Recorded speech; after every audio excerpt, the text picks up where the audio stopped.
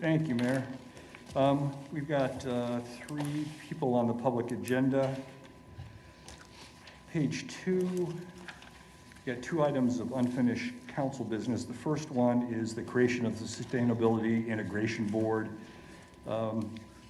Since you last reviewed this, we made a number of changes that were requested by stakeholders. I think the only issue that's still outstanding with stakeholders is the composition of the board itself.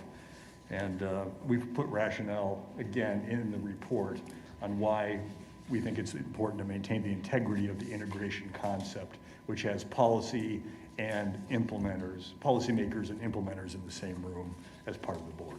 Have those stakeholders that responded to us received this new draft? I think they have, because that's why they're responding. I believe we reached out to them, and that's why you probably received some emails. Okay. Still, pushing forward. And then on page 3, number 2, on unfinished business, is a cleanup item on the budget to make sure that we comply with the new state requirements. And so we'll have a quick presentation of this, and it's explained in the council report. We're just asking you to affirm the adoption of the budget from your last meeting. Number 1 under new business is $4.7 million to replace an aerial ladder truck, 2 engines, and a special operations unit, and then also to purchase 2 new wildland units. Number 2 is a $475,000 allocation for hose, ladders, and other fire equipment.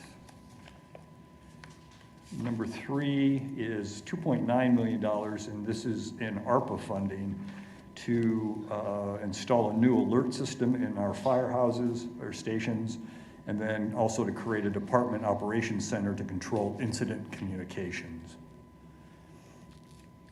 Number 4 is $1.8 million for sewer extensions to currently unserved areas. Number 5 is $250,000 for our biannual bridge inspection program, and that helps us determine our priorities for bridge repairs and replacements. Page 4, number 6. It's $492,000 to complete the design work necessary for West Street improvements, Harriet upon E. Number 7 is allowing River Festival to use A. Price Woodard Park and the Hyatt Lawn for their fall celebration. Number 8 is approving the community event permit for the same activity and designating $40,000 in sponsorship, as well as our usual in-kind services in support of that event. Number 9 is $200,000 for the update of some of our data cable in City Hall. That's all I have on 4. Nothing on page 5.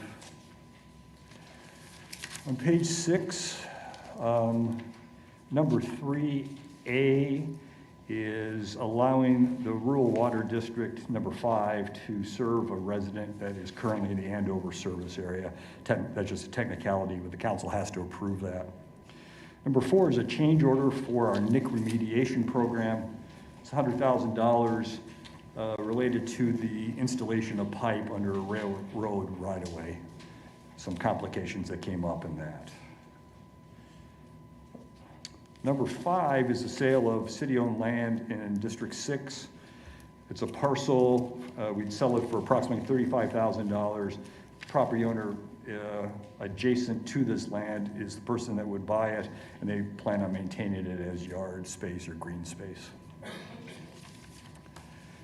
Has that gone out for public? Yes. Okay. Yep. Yeah. We had 2 proposals, and this is the best proposal dollar-wise. Number 6 is the same thing. You declare this as surplus property. We've received a proposal to sell 57,000 square feet of land adjacent to McLean for $98,000. The purchaser plans to build townhomes on this space. The price is not quite as high in terms of the square foot cost or price, but it's because no access is allowed to McLean from this parcel. Number 8, there's a cell tower company that has been leasing space in Herman Hill Park for their tower. They no longer have wireless providers on that tower, and they had planned on demolishing it and terminating the lease. However, unfortunately, our environmental health unit does have antenna equipment on the tower. So this agreement would waive the rent for the land in return for us allowing us to stay on the tower. If we get bumped from the tower, it'll cost us $40,000 to build our own tower. In fact, we already had proposals and about ready to go forward, and then this deal was negotiated. So this allows us to at least to defer that additional cost for. If they have a future tenant, Yes. does the rent come back? Yes, it does. Okay. That's all I have on page 7. I don't have anything on page 8.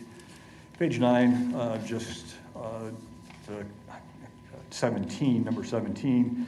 This is applying for $310,000 from HUD for 3 family self-sufficiency program coordinator positions. Mayor, that's all I have.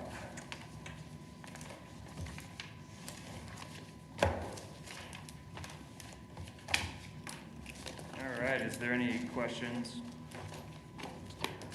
Agenda, if not, is there any discussion for the good of the group? Anything? See none. There's no objection, we'll adjourn. No objection, we are adjourned.